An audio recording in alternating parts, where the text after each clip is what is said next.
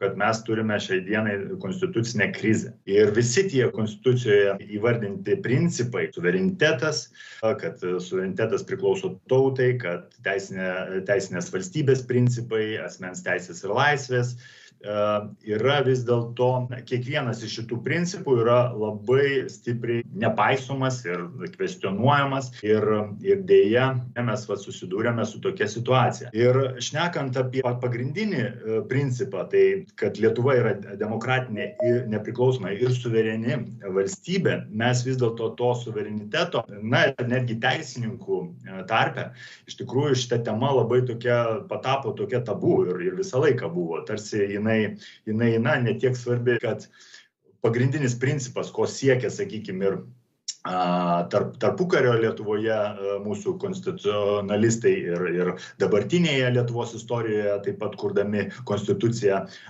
mūsų teisės korifėjai, jie siekia, kad visų pirma, kad Lietuva būtų suvereni valstybė. Tai tas suverenumas, tai reiškia atidavimas tautai spręsti esminių klausimų, jis taip ir nebuvo realizuotas, nei anksčiau, nei dabar.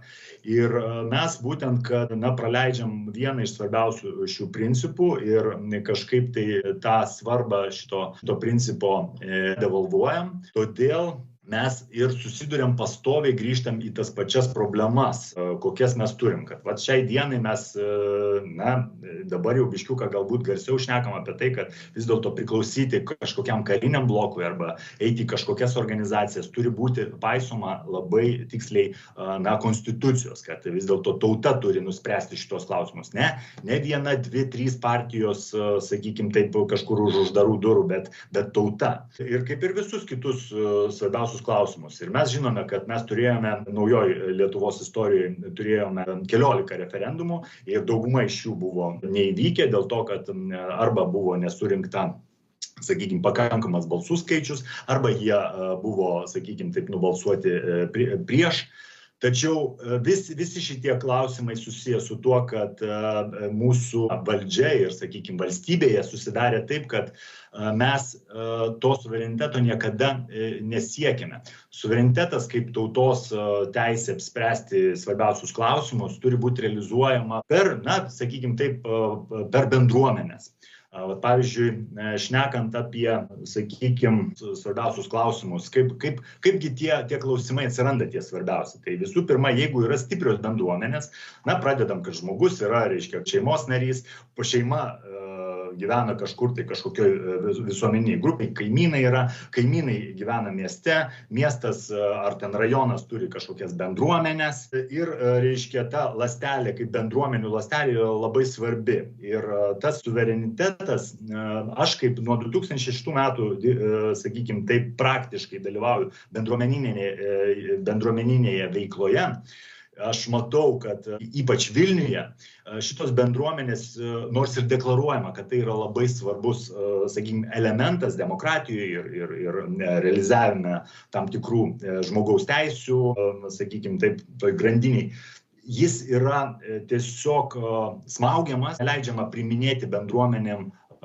tam tikrų klausimų, jos yra, sakykime, taip tildomos, jos yra, su jom kovojama yra, nors deklaruojama, kad vis dėlto, jas kažkaip tai, valdžia remia ar ten skatina, bet iš tikrųjų praktikoje viskas vyksta, sakykime, priešingai. Tai šnekant apie suverenitetą, tai vis dėlto žmonės turi priiminėti tam tikrus klausimus ir mums reikėtų, neišradinėti dviračio, o pasižiūrėti į įvairias kitas šalis, kur šita praktika jau yra realizuota. Aš paimsiu, kaip, sakykime, tokią šalį kaip Islandija. Kaip jis susidūrė 2008 metais su tam tikrom krizėm, ten būtent bendruomenės, jos, sakykime, susitelkusios, ištikus krizei, jos susitelkė ir vos ne per Facebookus, per Twitterius jie išdiskutavo, koks turėtų būti naujos konstitucijos tekstas.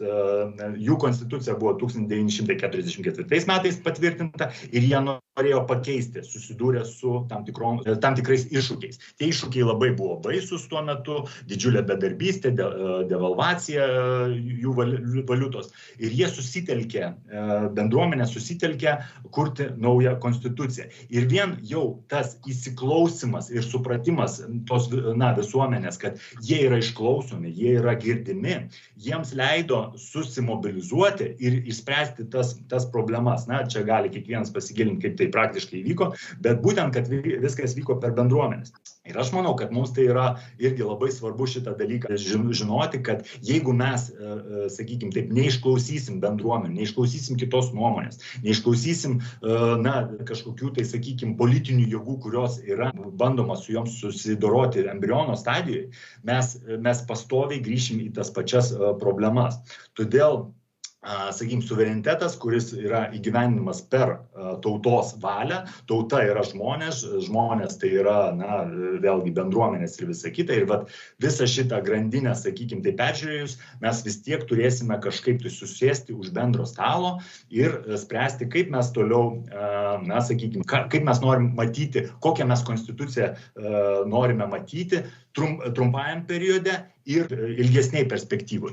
Trumpajam periode tai, kažin ar mums dabar pavyks, sakykime, tai pakeisti, sakykime, padaryti tą konstitucinę reformą, bet ilgajam periode aš manau, kad vis tiek mes turėsim šitos klausimus taip pat spręsti, todėl kad vis tiek konstitucija turi prisiderinti prie dabartinių tam tikrų sąlygų, ji jau mūsų vis tiek tam tikrą prasme šiek tiek pasenusi, bet tai nereiškia, kad ji yra bloga, nes aš konstituciją sulyginčiau kaip su kompasu.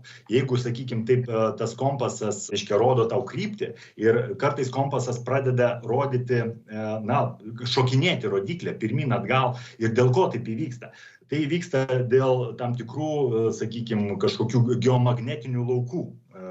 Kompaso rodiklė pradeda šokinėti. Tai galima būtų išvesti paralelę, kad šiai dienai Lietuva susiduria su geopolitiniais iššūkiais ir mūsų tas kompasas, jisai pradeda šokinėti. Ką mums reikia daryti? Mums reikia išeiti iš tų geopolitinių tam tikrų įtampų, atsitraukti, išeiti kažkur tai kitur, ne fiziškai išeiti, bet atsitraukti nuo tos įtakos, nuo to magnetinio to lauko.